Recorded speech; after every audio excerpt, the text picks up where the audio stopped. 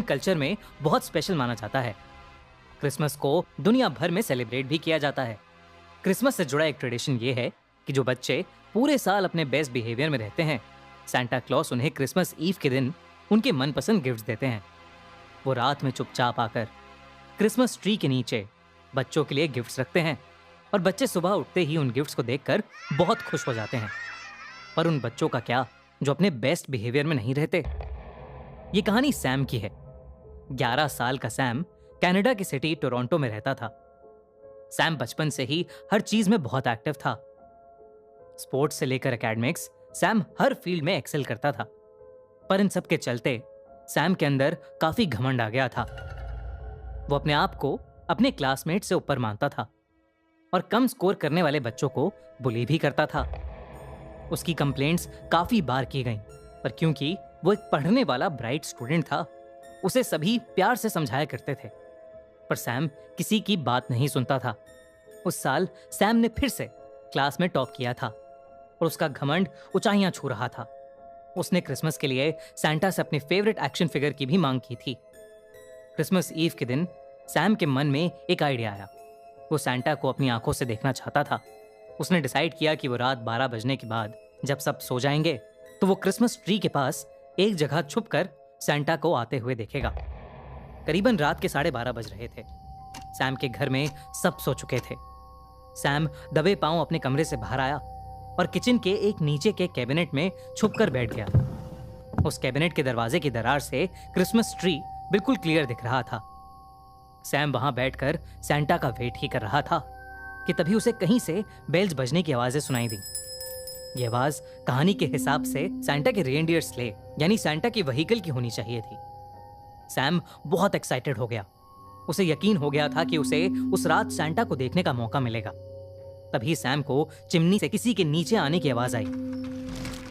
Sam chimney पर अपनी नजर टिकाए बैठा ही था कि उसने देखा कि चिमनी से नीचे किसी के पैर आ रहे हैं।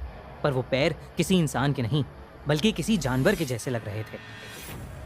सैम को कुछ समझ नहीं आ रहा था कि इतने में उस चिमनी से एक बेहद ही डरावना सा क्रीचर बाहर निकला। उसके सर पर 2 सींग थे और उसका मुंह एक राक्षस जैसा था। वो तेज सांसें ले रहा था और उसके हाथ में आग सुलगती हुई लकड़ी की एक रॉड थी। उसे देखते ही सैम की चीख निकल गई और उस राक्षस ने सैम को कैबिनेट के अंदर बैठे देख लिया। वो सैम की तरफ दौड़ने लगा कि तभी सैम उस कैबिनेट से निकलकर अपने कमरे की तरफ भागा।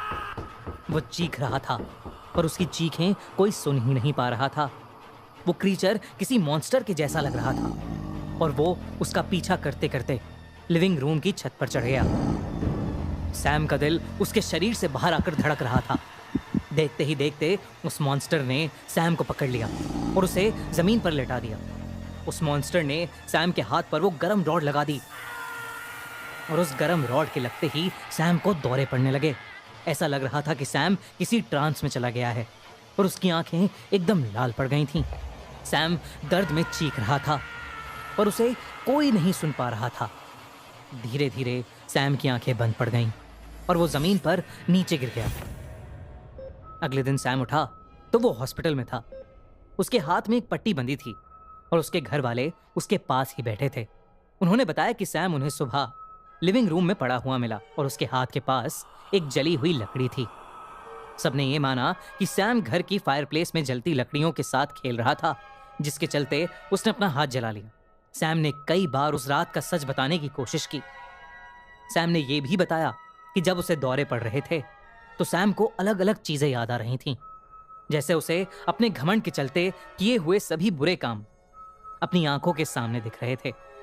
क्लास में बच्चों को बुली करना, बदतमीजी करना, कभी किसी की मदद न करना।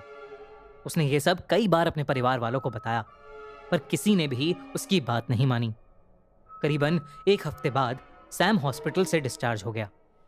उस इंसिडेंट के बाद से उसे रात को नींद नहीं आती थी। सैम ने इंटरनेट पर रिसर्च की तो जो रिजल्ट्स उसके सामने आए वो दिल दहला देने वाले थे। जो मॉन्स्टर उसे उस रात दिखा था वो क्रैम्पस था।